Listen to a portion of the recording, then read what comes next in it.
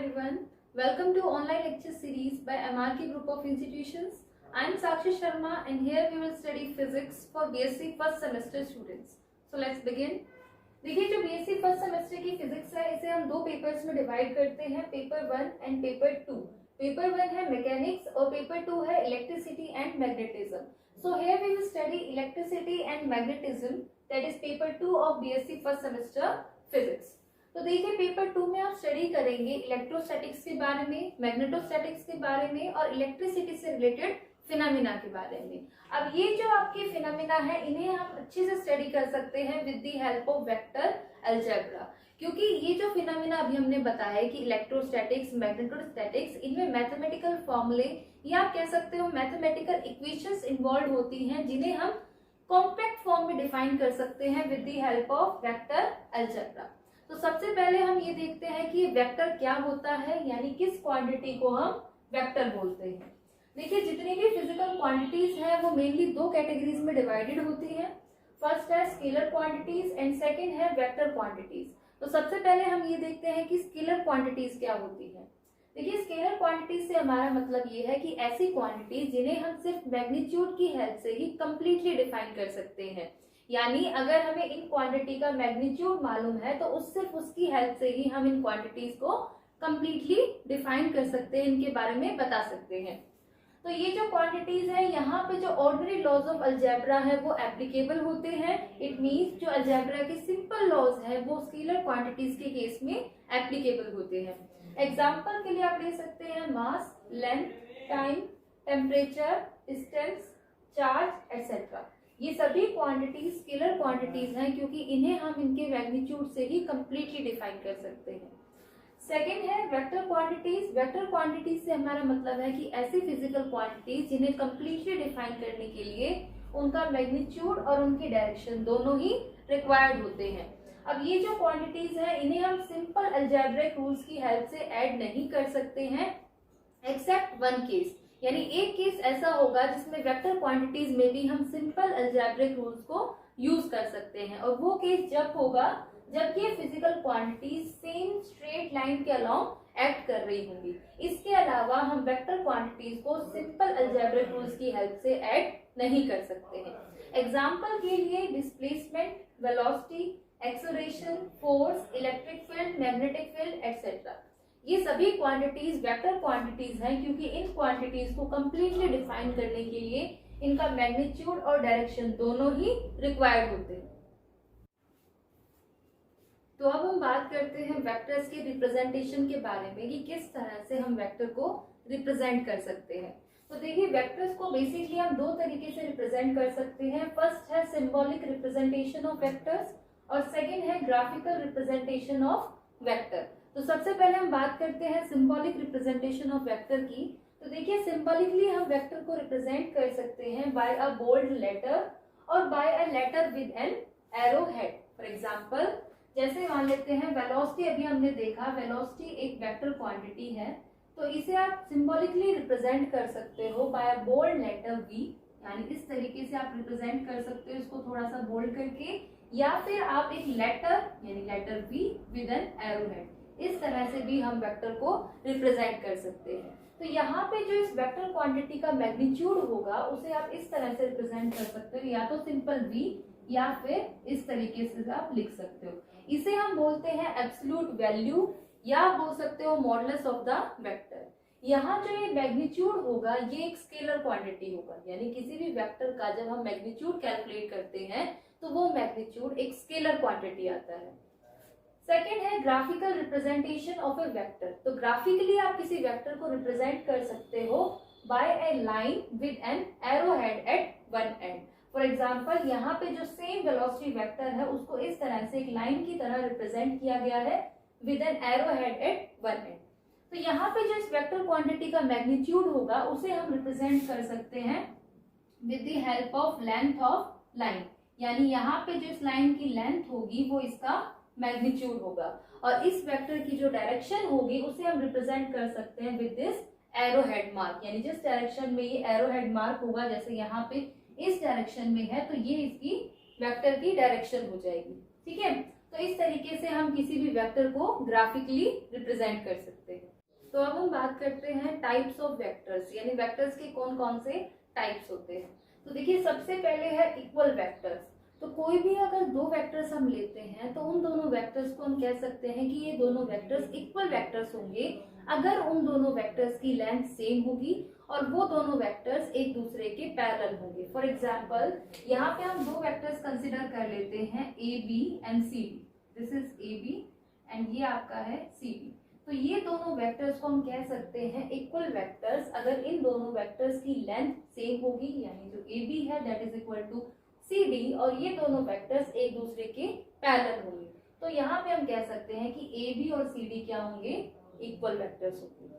Second है negative vector. तो देखिए नेगेटिव वेक्टर से हमारा मतलब ये है कि किसी भी वेक्टर का जो नेगेटिव होगा वो सेम लेंथ का ही होगा जो कि पहले वाला वेक्टर है, लेकिन उनकी डायरेक्शन अपोजिट होगी। फॉर एग्जाम्पल यहाँ पे हम एक वेक्टर लेके चल रहे हैं ए वेक्टर, तो इस वेक्टर का जो नेगेटिव वेक्टर होगा वो सेम लेंथ का ही होगा लेकिन अपोजिट डायरेक्शन में होगा, जिसे हम रिप्रेजेंट कर सकते हैं minus A vector. So this minus a vector is the negative of the vector a such that इन दोनों वेक्टर्स की लेंथ सेम है लेकिन डायरेक्शन अपोजिट है। थर्ड वन है जीरो और नल वेक्टर। जीरो वेक्टर हम उस वेक्टर को कहेंगे जिसके इनिशियल और फाइनल पॉइंट दोनों कोइंसाइड करते हैं। इट मींस जिसका इनिशियल पॉइंट भी वही है और फाइनल पॉइंट भी वही है, तो उसे हम कह सकते हैं जीरो वेक्टर और नल वेक्टर। तो यहाँ से हम देख सकते हैं कि अगर किसी वेक्टर का इनिशियल और फाइनल पॉइंट दोनों ही सेम हो गए तो इट मींस उसका मैग्नीट्यूड क्या हो गया, जीरो हो गया और कोई डायरेक्शन तो यहाँ पे स्पेसिफिक हो ही नहीं सकती। तो हम यहाँ से कह सकते हैं कि जीरो वेक्टर ऐसा वेक्टर होता है जिसका मैग्नीट्यूड जीरो होता है और उसकी कोई भी स्पेसिफिक डायरेक्शन नहीं होती है। फोर्थ वन है यूनिट वेक्टर। जैसा कि इसका नाम ही बता रहा है, यूनिट वेक्टर से हमारा मतलब है कि ऐसा वेक्टर जिसका मैग्नीट्यूड यूनिट होगा, इट मींस 1 होगा, तो उस वेक्टर को हम कह सकते हैं यूनिट वेक्टर। तो यहाँ पे जो यूनिट वेक्टर है इसे हम इस तरह से रिप्रेजेंट करते हैं, जैसे मान लीजिए हम कोई भी वेक्टर क्वांटिटी ए लेके चल रहे हैं, तो ये जो ए कैप होगा ये रिप्रेजेंट करेगा उस वेक्टर के यूनिट वेक्टर को। तो ये इक्वल होता है वेक्टर अपॉन में उस वेक्टर का मैग्नीट्यूड सच दैट जो ए है यानी कि जो मैग्नीट्यूड है उस वेक्टर का that is not equal to zero.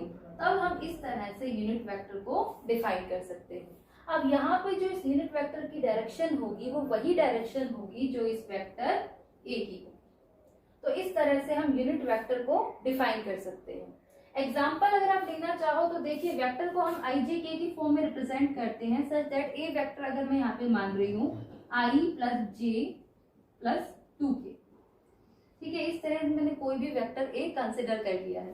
तो यहाँ पे इस वेक्टर का जो यूनिट वेक्टर होगा जिसे हम रिप्रेजेंट करेंगे ए कैप से, तो वो इसकी डेफिनेशन के इक्वल किससे होगा, देखो ए वेक्टर अपॉन में उसका मैग्नीट्यूड। तो यहाँ पे वेक्टर इसको हम एज इट इज लिख देंगे that is I plus J cap plus में 2k कैप। और जब इस वेक्टर का मैग्नीट्यूड निकालेंगे तो मैग्नीट्यूड का मतलब क्या होता है कि जो आई जे के की कोफिशिएंट होते हैं उनका स्क्वायर करके हम उनको ऐड करके और फिर उसका स्क्वायर रूट ले लेते हैं। तो यहाँ पे जो इस वेक्टर का मैग्नीट्यूड हो जाएगा वो आ जाएगा अंडर रूट ऑफ, यहाँ पे इसका कोफिशिएंट 1 है इट मींस 1 का स्क्वायर, यहाँ पे इसका कोफिशिएंट 1 है इट मींस 1 का स्क्वायर और यहाँ पे 2 है तो इट मींस 2 का स्क्वायर। तो ये इक्वल आ जाएगा 1 plus 1 plus 4 that is equal to under root 6।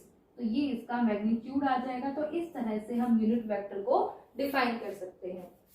Next है पोजीशन वेक्टर। पोजीशन वेक्टर को समझने के लिए यहाँ पे हम एक कार्टेशियन कोऑर्डिनेट सिस्टम कंसिडर करेंगे सच दैट ओ इस सिस्टम का ओरिजिन है और यहाँ पे हमने कोई भी पी पॉइंट कंसिडर कर लिया है स्पेस में। तो यहाँ से जो हम वेक्टर ड्रॉ करेंगे from the origin O to this point P, यहाँ पे अगर हम एक पी पॉइंट मान रहे हैं तो इस वेक्टर को कहा जाएगा पोजीशन वेक्टर। और जनरली हम इसे रिप्रेजेंट कर सकते हैं आर वेक्टर से such that this r is equals to xi plus yj plus zk। तो ये आपका होता है पोजीशन वेक्टर। अगर हम इस पोजीशन वेक्टर के मैग्नीट्यूड की बात करें तो इसका मैग्नीट्यूड आ जाएगा, अभी हमने बताया कि जो भी आई जे के कोफिशिएंट है इसका स्क्वायर करके ऐड करके और अंडर रूट ले लेना है। तो यहाँ पे इसका मैग्नीट्यूड बनेगा जिसे हम इस तरह से या सिंपल आर से रिप्रेजेंट कर सकते हैं। तो this is equals to under root of X square plus Y square plus Z square. तो ये इस पोजीशन वेक्टर का मैग्नीट्यूड आ जाएगा। नेक्स्ट है आपका डिस्प्लेसमेंट वेक्टर। तो डिस्प्लेसमेंट वेक्टर के लिए अगेन हम एक कार्टेशियन कोऑर्डिनेट सिस्टम कंसिडर करेंगे। तो यहाँ पे हम एक कार्टेशियन कोऑर्डिनेट सिस्टम कंसिडर कर लेते हैं। तो देखिए इस तरह से हमने कार्टेशियन कोऑर्डिनेट सिस्टम कंसिडर किया है, ओ इसका ओरिजिन ले लिया, और यहाँ पे अब हम जब हम डिस्प्लेसमेंट वेक्टर को बताएंगे तो यहाँ पे हम दो पॉइंट्स कंसिडर करेंगे स्पेस में, P एक Q, सच दैट OP और OQ यहाँ पे हमने दो पोजीशन वेक्टर्स ड्रॉ कर लिए हैं। This OP is represent by R1 vector and this is represented by R2 vector. तो यहाँ पे जो डिस्प्लेसमेंट वेक्टर होगा उसे हम रिप्रेजेंट कर सकते हैं R1 माइनस R2 यहाँ से। So this R1 minus R2 represents the displacement vector from P to Q. Next हम बात करते हैं पोलर वेक्टर्स की। पोलर वेक्टर से हमारा मतलब होता है कि ऐसे वेक्टर्स जो कि लीनियर इफेक्ट को करस्पॉन्ड करते हैं, तो उन वेक्टर्स को हम कहते हैं पोलर वेक्टर्स। एग्जाम्पल के लिए आप ले सकते हैं डिस्प्लेसमेंट हो गया आपका, एक्सेलरेशन हो गया, फोर्स हो गया, एटसेट्रा। ये सभी वेक्टर्स आपके पोलर वेक्टर्स होते हैं क्योंकि ये लीनियर इफेक्ट को करस्पॉन्ड करते हैं। सेकंड आपका है एक्सेल वेक्टर्स। एक्सेल का जैसा आपका नाम ही बता रहा है, यहाँ पे आपका एक्सेल जो एक्सेस होता है ये इन्वॉल्व होगा। तो एक्सेल वेक्टर से हमारा मतलब है कि ऐसे वेक्टर्स जो कि rotation about a certain axis को करस्पॉन्ड करते हैं, यानी यहाँ रोटेशन से जो डील करते हैं उन वेक्टर्स को हम बोलते हैं एक्सियल वेक्टर्स। तो लीनियर इफेक्ट के लिए जैसे हम एक्सेलरेशन ले रहे हैं तो इसके एक्सियल यानी रोटेशन जब हम लेंगे तो यहाँ पे आ जाएगा एंगुलर एक्सेलरेशन, फोर्स की जगह यहाँ पे आ जाएगा टॉर्क। तो ये torque, angular acceleration, angular momentum etcetera, ये सभी एग्जांपल हो जाएंगे एक्सियल वेक्टर्स के, और डिस्प्लेसमेंट, एक्सेलरेशन, फोर्स ये एग्जांपल हो जाएंगे पोलर वेक्टर्स के।